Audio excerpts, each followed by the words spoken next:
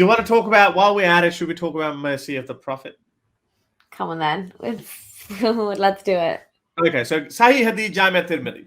The Prophet said to Maiz ibn Malik, is what has reached me about you true? He said, oh, so there's a rumor circulating. And Muhammad's like, oh, something has come to my attention. Is it true? He said, oh, what has reached you about me? He said, it has reached me that you had relations with the slave maid of the family of so-and-so. He said, yes. So he testified 4 times. Not 3 times, 4 times. And he gave the order that he be stoned. That guy had a sexual relationship, not rape, with a slave girl.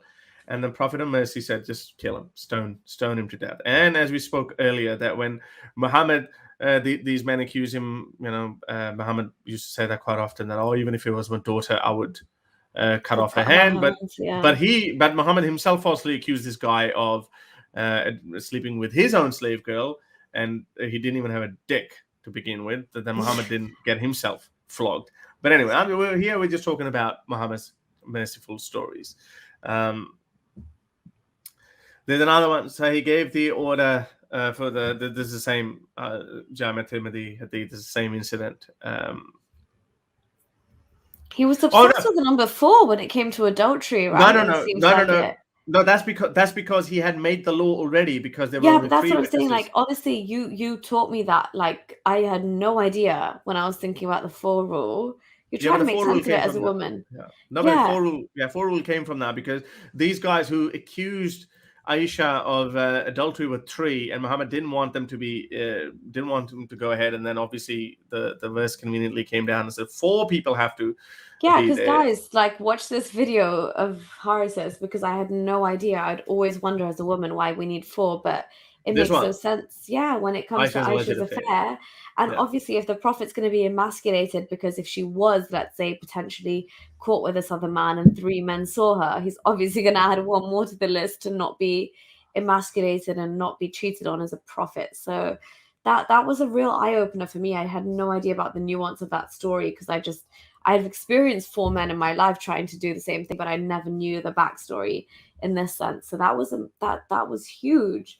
And the fact that Aisha could have done that is just makes them all badass in general, to be honest, because, I mean, verses were, eaten by a goat from under her pillow. There was so much going on there. She told the Prophet, like, why are you equating us women to chattel and donkeys and all of that? She was probably the only one to, like, stand up and say, I fear your Lord is hastening your desires. Like, she was aware that this man might be making this up as he goes along.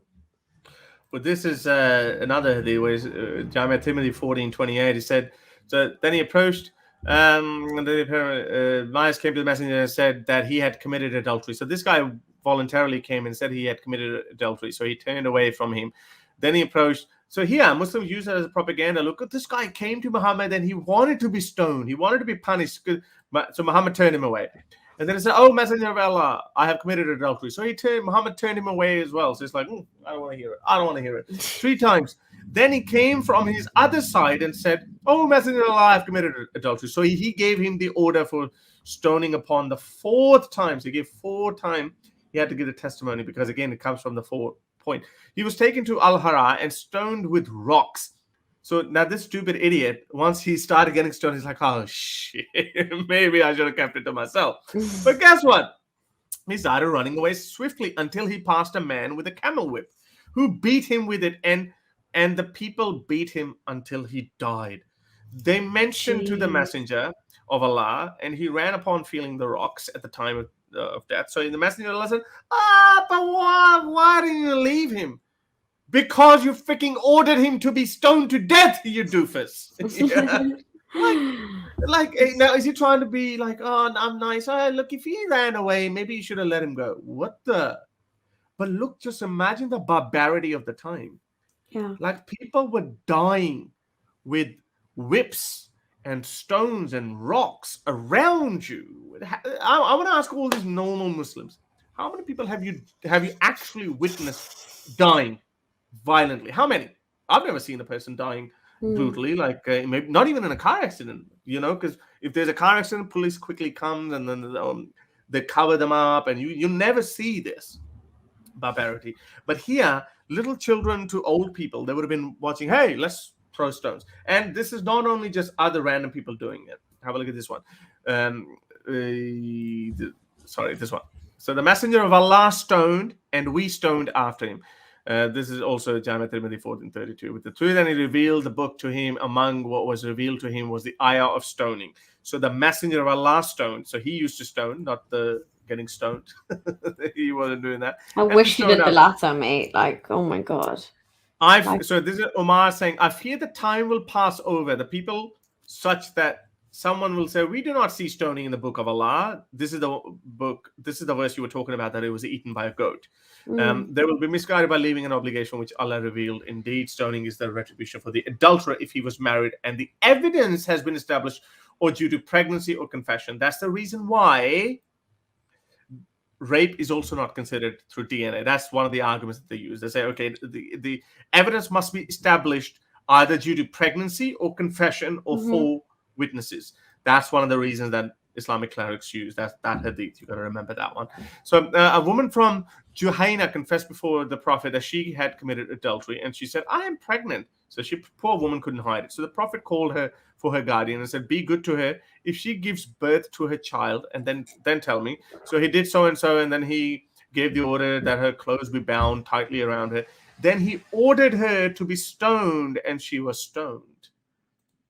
She came to him, said, I'm pregnant. Sorry, I didn't think. God, and Muhammad, this just said, let's go stone her. Wasn't that, like, I get it, these people were bound by their own tradition and their own sayings, they were held hostage. But look at Jesus. I always say that. Jesus was very clever. He said, okay, yeah, this is a law of Allah, the law of God, that you need to stone them to death. But only those people can cast a stone who have never committed a sin, any sin. Not just a sin of adultery, just any sin, And it's like, sorry, everyone's done something. Maybe from a little playing with yourself, or stealing $10 out of your dad's pocket, or something worse. A white lie, anything, for sure. You just can't cast that first stone.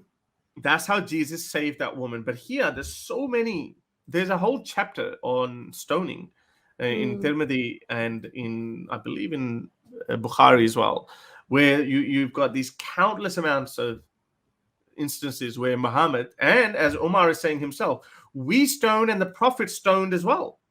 They saw him do it and they followed suit. He used to boom, in his own time. He started it. That's why even in Hajj you see people just throwing stones at a pillar which is meant to represent the shaitan. And honestly, even as a Muslim, I just could not help but think, is that not insanely very similar to what the polytheists do? This pillar is meant to represent the shaitan, and we're all stoning it, and people are dying as a result because they're getting stones in their heads, the poor people at the front.